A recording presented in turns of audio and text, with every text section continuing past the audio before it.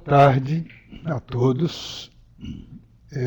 Como a Zilma disse, quando ela fala coqueluche, o que há de novo, o palestrante não é tão novo assim.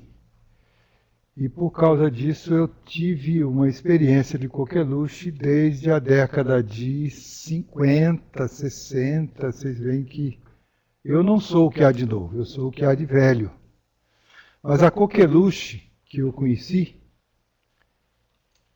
sofreu uma vacinação intensa e importante nas décadas de 70, 80, etc. Modificou-se, diminuiu bastante, ela foi considerada desaparecida, digamos assim, mas não extinta oficialmente. O termo extinto é utilizado hoje ainda exclusivamente para varíola, a única doença do mundo que foi considerada extinta.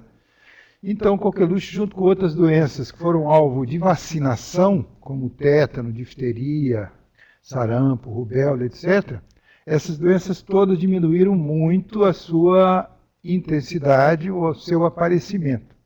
Por isso, muita gente achava que coqueluche tinha sumido. Ela estava mais ou menos escondida, mais ou menos tranquilinha, devagar e etc., mas ela sempre existiu.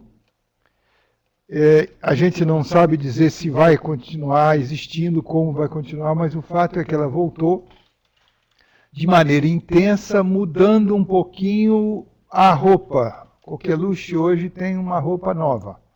Ela está aparecendo em adolescente e adulto, é um pouco mais difícil fazer o diagnóstico em adulto e adolescente. Eu trouxe até um filmezinho de uma criança tossindo com coqueluche, mas fiquei sabendo que não, como não tem chance de passar o som, não vai ser fácil. A gente pode até passar a imagem, mas sem o som perde a graça. Porque a graça desse filmezinho de segundos é ver a criança tossindo e a tosse completa com o guincho, como ela é típica da coqueluche. Então a gente fala coqueluche, o que há de novo, porque, na verdade, ela tem aparecido atualmente em vários países do mundo, não é privilégio do Brasil nem da América do Sul, ela tem aparecido em vários lugares do mundo. E nós vamos tentar mostrar para vocês um pouco, desde a descrição dela, manifestações clínicas, como é a patogenia, o que acontece com ela, e abrir uma discussão. Eu não vou, evidentemente, esgotar assunto nenhum em termos de causa desse retorno da coqueluche. Mas, na verdade, vamos mostrar como ela era. Essa aqui é uma foto da década de 70 do Hospital Infantil. Essa criança foi confundida com meningite, porque, se vocês notarem bem, ela tem petequias em todo o rosto. Foi internada sem sentido, ela foi internada desmaiada, com essas petecas no rosto, e não estava acompanhada de pai e mãe por um motivo absolutamente especial que não cabe tocar aqui. Ela foi encontrada, então, no pronto-socorro, desmaiada, cheia de peteca, numa época de uma vastíssima epidemia de meningite meningocócica, e nós iniciamos o tratamento de meningite meningocócica até ver depois a tosse típica da coqueluche. Depois que ela saiu do desmaio, que é razoavelmente comum na coqueluche também, perdeu o sentido por causa da asfixia da tosse. E essa criança, então, foi a aula mais completa que nós já vimos até hoje de coqueluche. Como nós vamos ver, ela tem aqui as pálpebras inchadas, da força da tosse, tem a secreção saindo do nariz. Nota-se que ela está sofrendo um grande esforço para conseguir tossir e mostrando a sua característica completa do que é a tosse de coqueluche, diferente de todas as outras tosses que fazem diagnóstico diferencial com essa doença.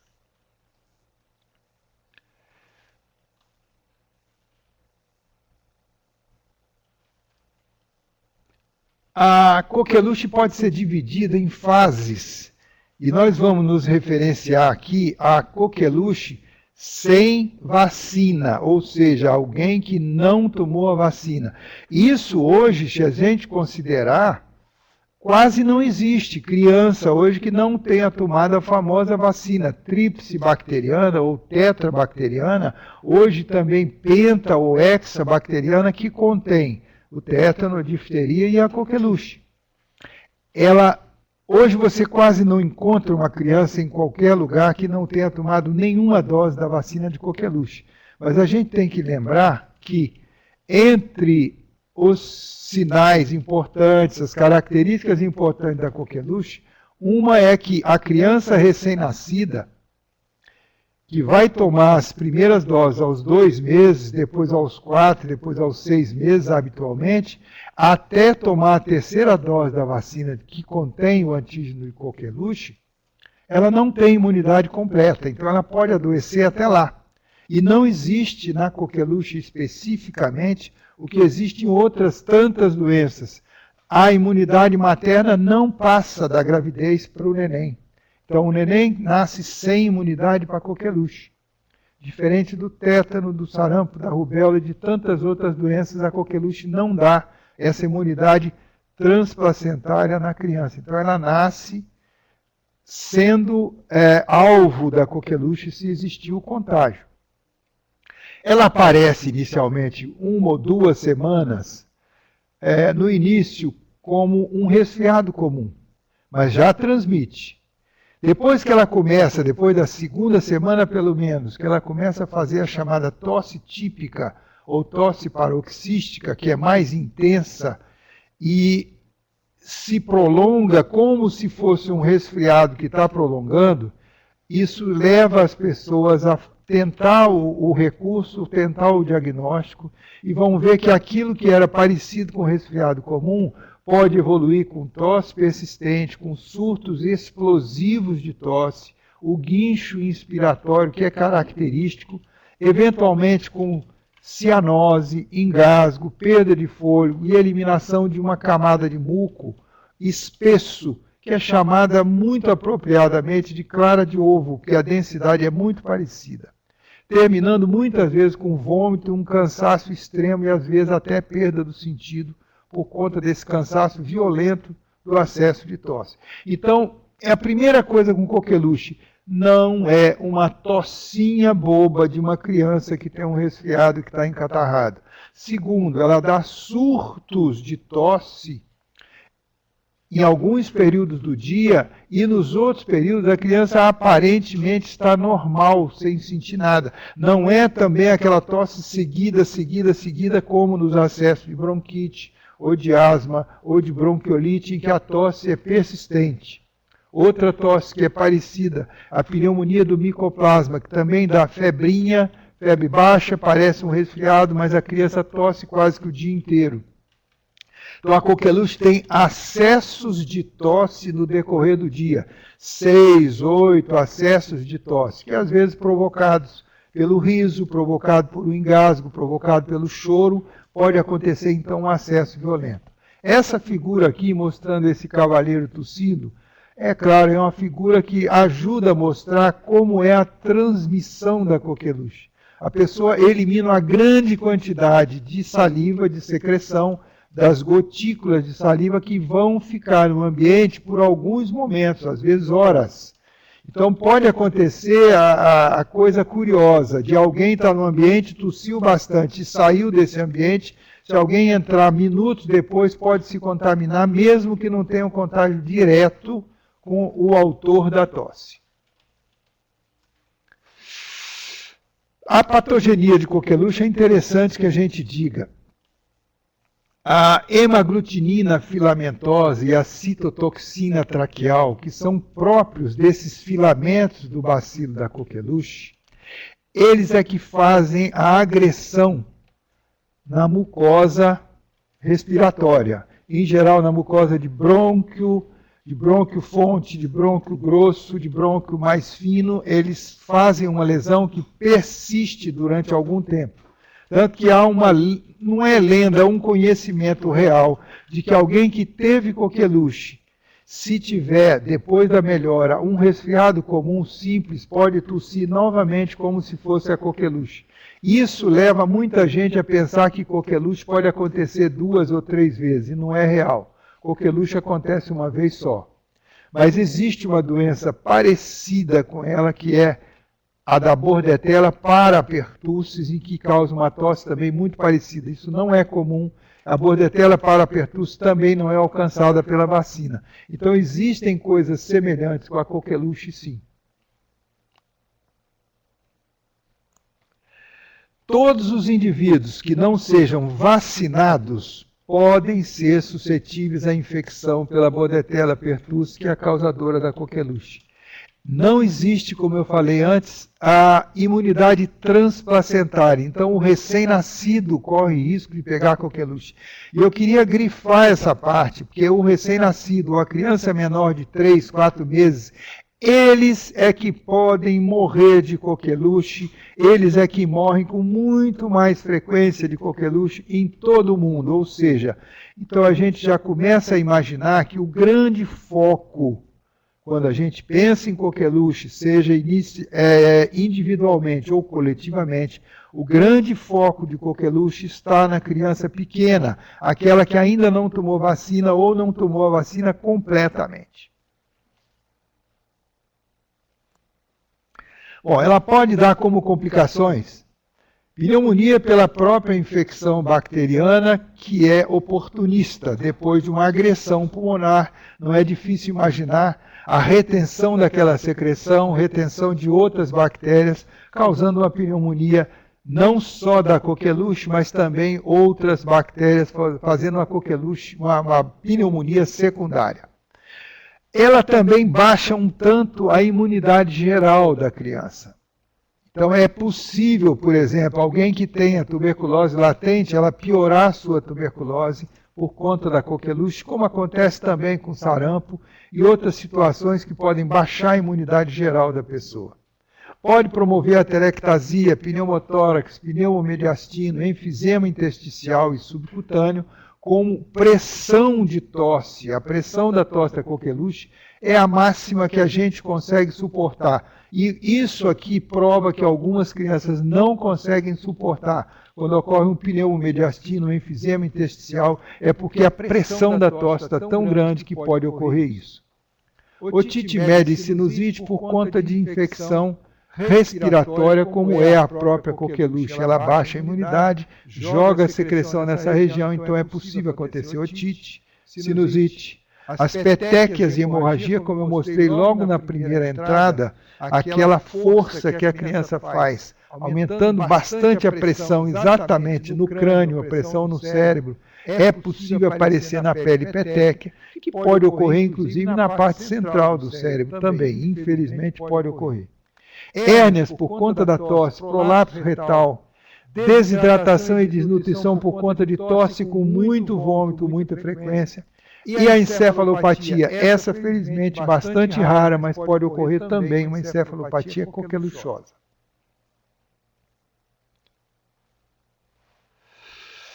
Bom, a pneumonia da coqueluche a gente chama, meio brincando, de pneumonia em coração felpudo.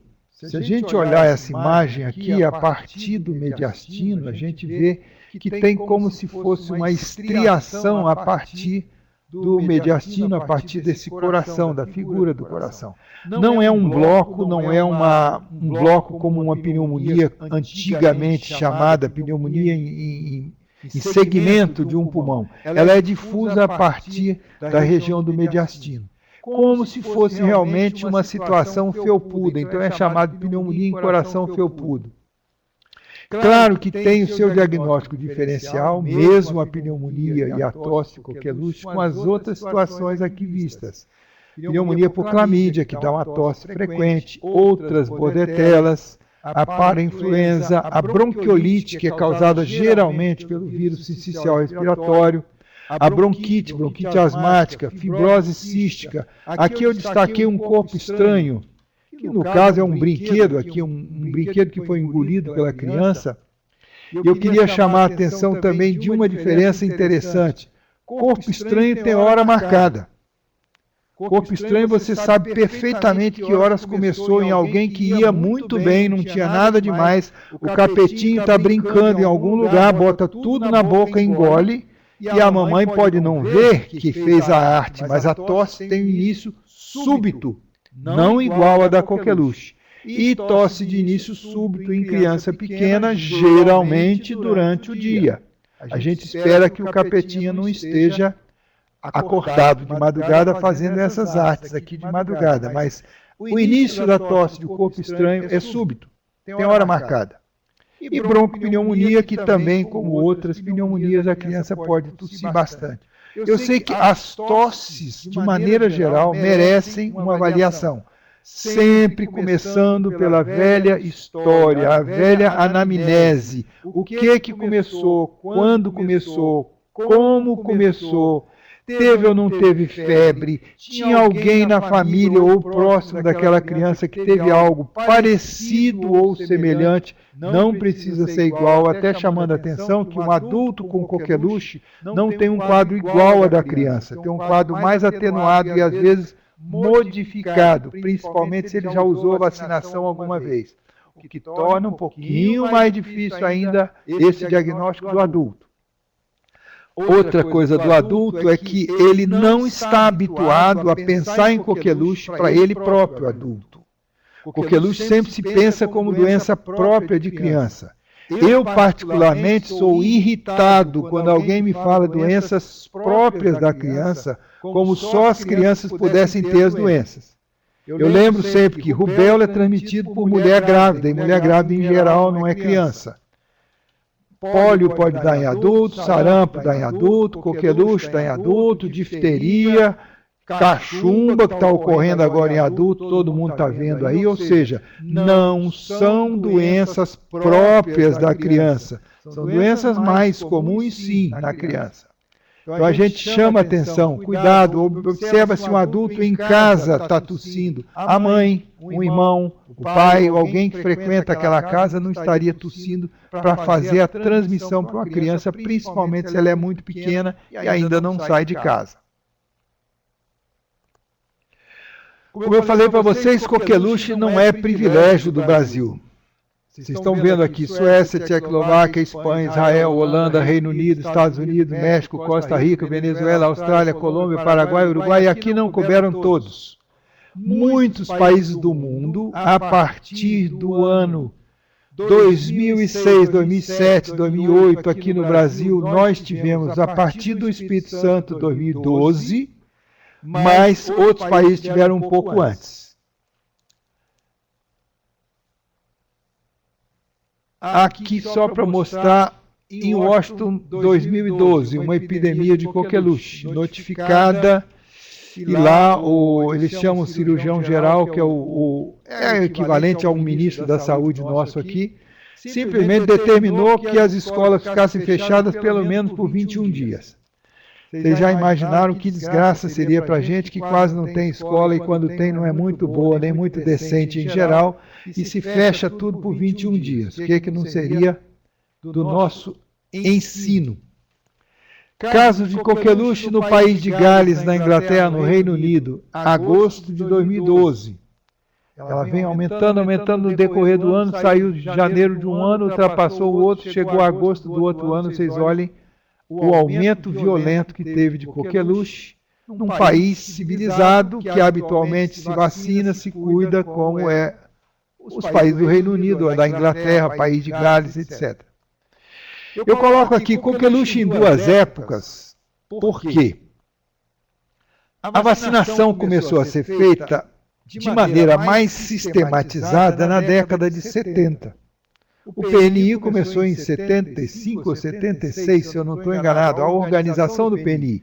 Mas isso não quer dizer que todos os estados, todas as localidades começaram a fazer de maneira certinha a vacinação toda. A vacinação veio aumentando a partir da década de 70, com a organização do PNI, que é o Programa Nacional de Imunizações, aumentou essa organização de vacina e ela vem sendo feita de maneira sistemática. Até hoje é utilizada a vacina ou tríplice, como eu falei, tríplice bacteriana, ou tetra, ou penta, ou hexabacteriana, e ela é feita, então, de rotina nas crianças a partir dos 2 meses. Então, eu coloco aqui, antes da vacina, as epidemias eram frequentes, com incidência muito elevada, predomínio de casos em menores de 5 anos e óbitos em menores de 1 ano. Isso era o clássico da coqueluche, como esta criança aqui que na década de 70 veio do interior do estado e veio parar no nosso isolamento aqui do Hospital Infantil. Essa criança veio de João Neiva. A doença era conhecida da população. Hoje, se vocês falam em coqueluche, vão procurar alguma avó. Alguém que tem um pouco mais de idade, que viveu coqueluche, vivenciou coqueluche muitas vezes na sua própria família.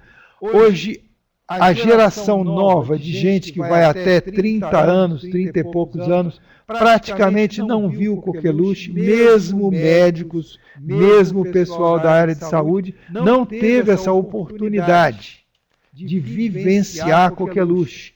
Alguns podem ter visto, é claro, alguns casos de coqueluche, mas aquela vivência de muitos casos de epidemias enormes de coqueluche, muita gente na faixa dos 30 anos simplesmente não viu e não conhece. Eu coloco, após a vacinação, o que aconteceu? Uma redução dramática da incidência da coqueluche dos anos 80 para os anos 90. Os adolescentes e adultos não tiveram mais a doença para fazer o chamado booster natural. Isso é o quê?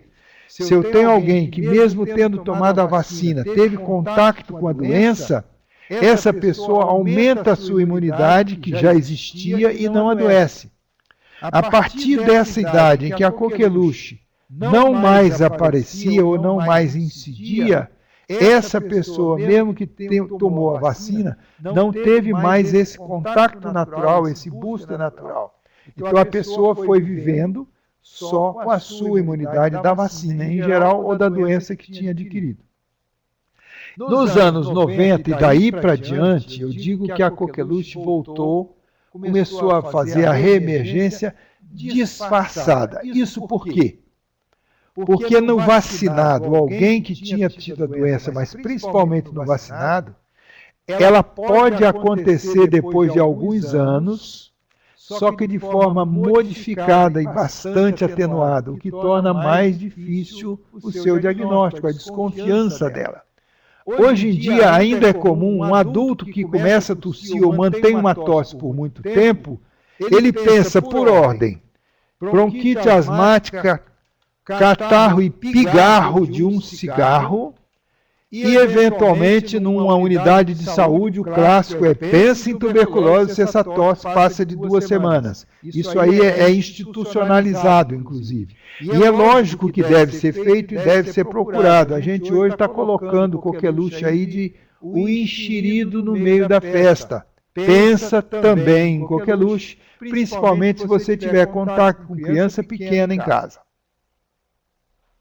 Ela hoje, então, está um pouco mais desconhecida da população, como eu disse antes.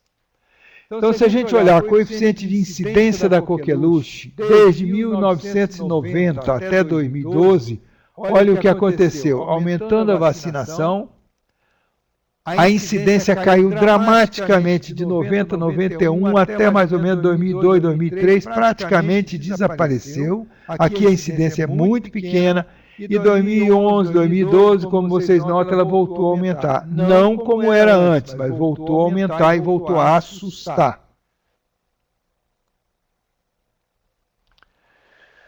Segundo a faixa etária, veja bem, a faixa de menor de 1 ano, olha como é que ela está elevada e como se elevando de 2010 a 2014, predominando abaixo de 1 ano, sem dúvida nenhuma, nas crianças que ainda não foram vacinadas completamente e que têm um contato em casa, próximo de casa, ou em escola, em creche, mas criança pequena. De 1 a 4 anos é um aumento razoável também até lá. Pode acontecer o escape de uma vacina, isso pode ocorrer. De 5 a 9 menos, daí para diante menos, e de 20 a 29 muito pouco. Mas esses aqui são, em geral, os adultos que podem estar presentes no lugar que tem criança pequena, fazendo esse contágio de uma criança, muitas vezes de um irmão ou de um filho. Bom, Como ocorre com todas as coqueluches, isso aqui é um dado da Secretaria de Saúde aqui do Espírito Santo, feito pela doutora Valéria Dias, com um carinho danado, mostrando os principais sinais e sintomas da coqueluche. Notem que, de baixo para cima, febre, a tosse está em todos eles, não escapa ninguém. A tosse paroxística típica em quase 80%. O vômito também. O guincho também, o guincho que chama atenção e que faz praticamente o diagnóstico clássico, padrão ouro da coqueluche, é esse guincho no final da tosse. Cianose pode ocorrer pela falta de ar, a apneia, isso aqui mais se referindo ao neném pequeno que engasga com aquela secreção e que pode fazer a apneia, e aí está a gravidade dela na criança menor. Febre não é o que chama muita atenção, vocês notem que dá mais ou menos 30 e pouco, 40% com febre. Febre alta, então, muito pouco. Coqueluche não é uma doença que dê febre, febre que chame atenção ou febre alta. E outros sinais ou sintomas que podem ocorrer que não são os mais frequentes. No Espírito Santo, especificamente, como eu falei para vocês, eu estou mostrando a diferença aqui entre o Brasil, região sudeste e o Espírito Santo, mostrando aqui esse azul clarinho, o Espírito Santo. 2010, 2011, quase zero, 2012 subiu bastante em relação à região sudeste e ao Brasil. 2012, 2013 foi o nosso auge do Espírito Santo em relação à região sudeste e ao Brasil. Quando a gente mostra isso de maneira mais específica, mostrando o Espírito Santo em relação à região sudeste, 2012, 2013, vocês notem o escândalo que foi a meningite em relação ao resto do país. O Espírito Santo teve uma incidência escandalosa em 2012 e 2013. Até hoje se discute no país se os casos foram reais de coqueluche, etc, etc. E aí nós vamos passar para diante a discussão de diagnóstico da coqueluche. Vocês vão ver como não é fácil fazer e fechar o diagnóstico de coqueluche. Então, olha bem, as crianças que tinham coqueluche por idade, 2008 a 2013, 15 anos e mais era uma quantidade pequena que veio aumentando aqui de 2012 a 2013. Notem que há uma quantidade bem maior de crianças maiores ou adolescentes. De crianças de 10 a 14 anos, ela se manteve mais ou menos, mas a criança menor de 6 meses não foi o predomínio, mas foi a maior gravidade de longe. Foram os que morreram, foram crianças abaixo de 4 meses especificamente. Em termos de gênero, não importa muito se menino ou menina. Eles dão aqui 45% masculino, 54% feminino, ou seja, até mais ou menos igual a distribuição por sexo na coqueluche.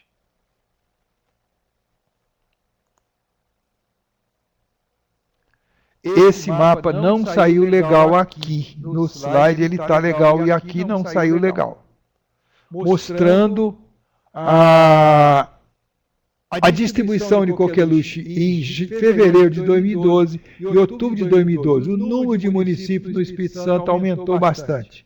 Eu não sei que defeito que ocorreu aqui na transcrição dessa projeção, porque na minha projeção isso estava bonitinho e aqui eu não sei o que ocorreu. Óbitos de coqueluche, como eu disse a vocês, 2012, nós perdemos 9 crianças com coqueluche, vejam a idade, 1 mês, 3 meses, 2 meses, 1 mês, 4 meses, o maior deles, o que teve a maior idade foi 4 meses.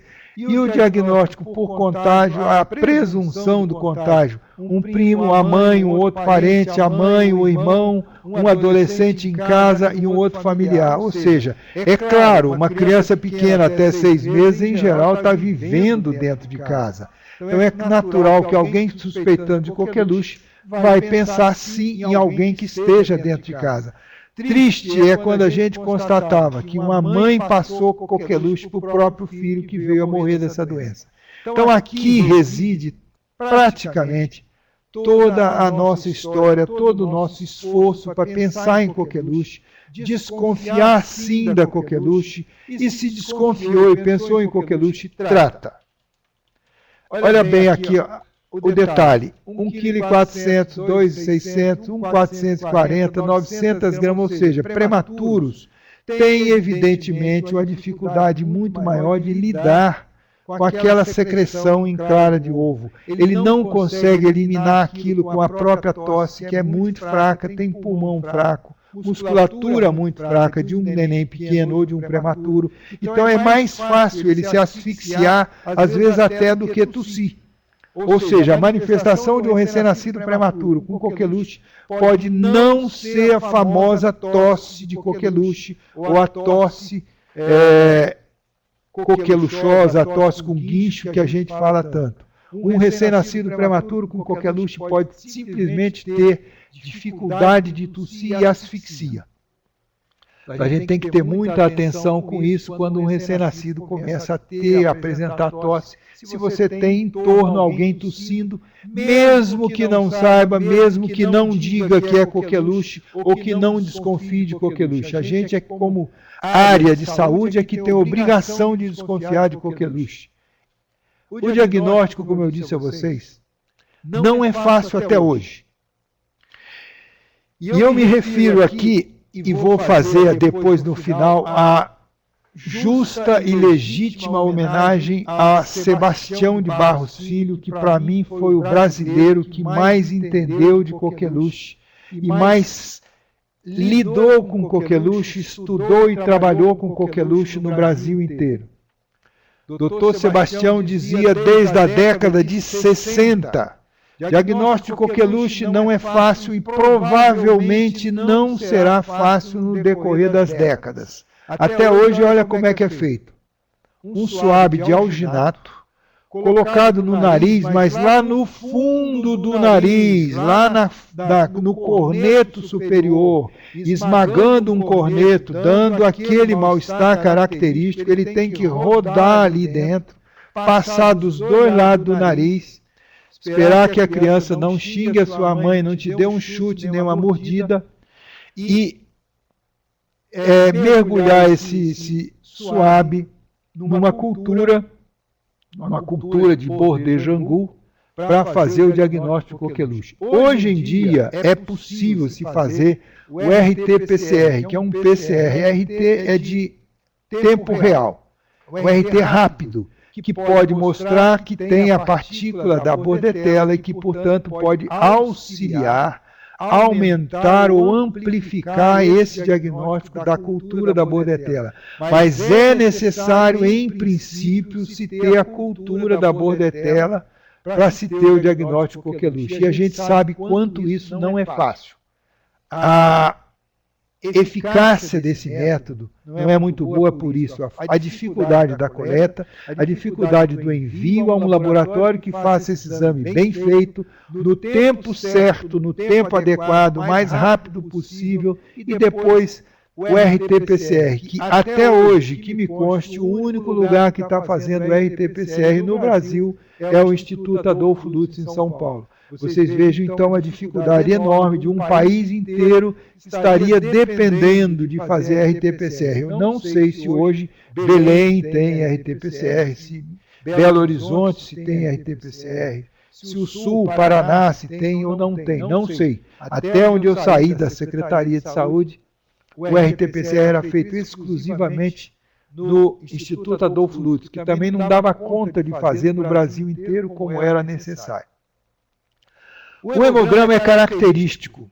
Apesar de ser uma doença bacteriana, ele dá um predomínio de linfócito e não de polimorfo nuclear, como todas as infecções bacterianas. Então isso mostra já uma característica diferenciada da bordetela fazendo uma infecção. O número de leucócitos costuma ser muito elevado, às vezes acima de 20 mil leucócitos. Então isso auxilia bastante o diagnóstico. E uma pneumonia como essa em coração felpudo pode auxiliar bastante o diagnóstico. Se você tem uma história de provável contágio ou contágio feito em alguém que tem contato com a criança, ou seja, é o diagnóstico de maior probabilidade, o hemograma pode te ajudar e o raio-x pode te ajudar. E eu diria de maneira muito objetiva, se você tem sugestão de coqueluche, suspeita boa de coqueluche, mesmo que não tenha o diagnóstico de laboratório, se essa criança é pequenininha, trate dela como se fosse coqueluche. Não espera muito fechar diagnóstico, não, que vocês podem esperar depois o óbito de uma criança a mais com coqueluche. Isso é o mais triste de todos.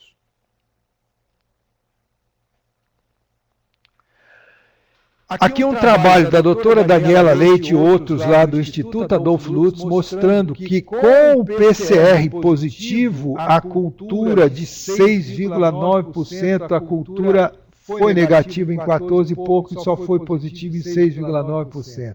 Com o PCR dando negativo, a cultura positiva foi de 0,2%. Isso no melhor instituto de serviço de microbiologia do país, que é o Instituto Adolfo Lutz. Imaginem vocês, pelo país afora, a enorme dificuldade que a gente tem, continua tendo, de fazer uma cultura positiva de coqueluche. Por isso é que eu digo muito claro, eu sou clínico e eu trato avaliando clínica, avaliando risco e benefício. Então eu digo, se suspeitou de coqueluche e a criança é pequena, tem alto risco de óbito ou de complicação grave, trata dela, não é pecado. Aqui em termos de sorotipo, mostrando o seguinte, os sorotipos analisados na região sul, sudeste, nordeste, centro-oeste, eles variam um tanto, isso é interessante para quem faz essa pesquisa, e que vai discutir daqui por diante o seguinte, se eu tenho sorotipos diferentes, será que a vacina está funcionando muito bem ou igual para todos eles? Essa discussão foi feita quando se fez uma reunião nacional, creio que foi 2012 ou 2013 que houve essa reunião. A doutora Daniela Leite participou dela, exatamente, ela participou com o Instituto Adolfo Lutz, fazendo a seguinte pergunta. Há indícios de alteração das cepas circulantes no país nos últimos anos? Aqui está baseada a discussão maior de coqueluche, o retorno da coqueluche, porque outros trabalhos como esse mostram, por exemplo, que há uma adaptação da coqueluche também como pergunta, há uma adaptação da coqueluche à vacinação dela, seria essa uma causa da reemergência? Esse é um trabalho da Holanda. Outro trabalho da Holanda que fala que as cepas de coqueluche que produzem toxinas podem estar modificadas e podem estar associadas a essa reemergência. Também um trabalho da Holanda e um dos Estados Unidos mostrando que algumas cepas estão se modificando, mostrando diversidade nos aparecimentos dessas epidemias. Trabalhos de 2001, 2009, 2012, ou seja, na década de 2000, 2010, por exemplo, já apareceram outros trabalhos. Então, há uma discussão muito grande de as cepas de coqueluche estão se modificando diante da vacinação, e isso não seria nada de estranhar, porque todas as bactérias que se mantêm no mundo, a gente sabe que elas se mantêm porque têm uma grande inteligência. Elas continuam se defendendo e conseguindo se modificar para poder continuar convivendo. O tratamento de primeira escolha hoje é a azitromicina. Hoje não é mais a eritromicina, por sorte, por uma enorme discussão que foi feita, e eu tive a felicidade de participar dela no Ministério da Saúde, em que era eritromicina. A eritromicina é feita de 6 em 6 horas. Não há ninguém que consiga tolerar a eritromicina de 6 em 6 horas. Imagine uma criança pequenininha tomando isso por 10 dias, por 7 que fosse. A azitromicina se faz uma dose por dia durante 5 dias. É bastante diferente, então, a maneira de tomar. Uma segunda escolha pode ser outro macrolídeo, que é a claritromicina, feita 2 vezes por dia durante 7 dias. Então houve essa modificação da droga da coqueluche, houve a modificação do próprio diagnóstico da coqueluche, que no Manual de Epidemiologia do Ministério da Saúde sempre existiu e estava tentando se repetir que a coqueluche é pensado quando alguém tosse mais de 10 dias. A nossa enorme briga foi com o neném pequeno, com o recém-nascido e prematuro. Ele não vai tossir 10 dias, ele pode morrer antes disso. Simplesmente pode se asfixiar e morrer antes disso. Então, o recém-nascido prematuro merece uma discussão à parte, mesmo que alguém faça uma ligeira transgressão de um manual de epidemiologia, pense no neném que vai morrer asfixiado de coqueluche e trate dele, desconfiou, trata. A vacina bacteriana feita do toxoide, hoje já existe a vacina da criança pequena, a vacina tríplice comum, que é de célula inteira, que é o que o Brasil sempre utilizou. Hoje já existe a vacina acelular de coqueluche, ou vacina que é apropriada para usar depois dos 6, 7 anos de idade, que é essa que está se recomendando para ser feita nas grávidas, ser feita nos adultos que transitam num lugar que tem a criança pequena. Então esse trabalho do Lancet, por exemplo, em que mostrou que havia uma justificativa para fazer uma vacina de reforço no decorrer da vida, especialmente no adolescente e no adulto jovem, e aqui o trabalho que mostrava a estratégia de fazer a vacinação numa família em que você tem um recém-nascido. Eles chamam de vacina no ninho. Se você pega o ninho de uma criança, onde tem a mãe, o pai, algum irmão ou algum morador da casa, faça a vacina em todos eles se houver a discussão ou a chance de ter coqueluche. Eles vacinados não vão simplesmente passar a coqueluche para a criança pequena. Essa é a lógica. Hoje existe, então, como eu falei, a vacina, esse Azinho, PA minúsculo, é a pertussis acelular para adulto. É a vacina apropriada para ser usada em adulto. Essa vacina já existe e, claro, deve ser feita em alguém que tenha um neném pequeno, vai ter um neném pequeno em casa. Pega os adultos e faz essa vacina, pelo menos uma dose, como um reforço. Isso é interessante lembrar. Situações especiais. Neonato de uma mãe que não fez ou não completou o tratamento adequado deve receber a quimioprofilaxia. A gestante, em qualquer fase da gestação, a mulher, se atender à definição de caso suspeito em situação de endemia, ela pode fazer a quimioprofilaxia. Agora, hoje em dia, eu acho que vocês já têm bastante conhecimento disso. O próprio Ministério da Saúde colocou na sua prática de rotina que as gestantes, a partir da 20ª semana, devem ser vacinadas para a coqueluche, porque elas podem se proteger e podem proteger um pouquinho os seus filhos se elas estiverem vacinadas. Aqui está a figura desse magro de pescoço longo, parecendo a figura do Modigliani, Dr. Sebastião de Barros Filho, já morto há muitos anos, mas eu gostaria de render a minha homenagem onde ele estiver, a minha homenagem sincera a um homem que viveu, vivenciou e viveu praticamente uma vida inteira lutando com a coqueluche. Aqui, junto com outros membros da Sociedade Brasileira de Pediatria, entre eles Dr. Álvaro Aguiar e outros membros da sociedade. Era o que eu tinha a colocar. Dá para passar o filminho? Não?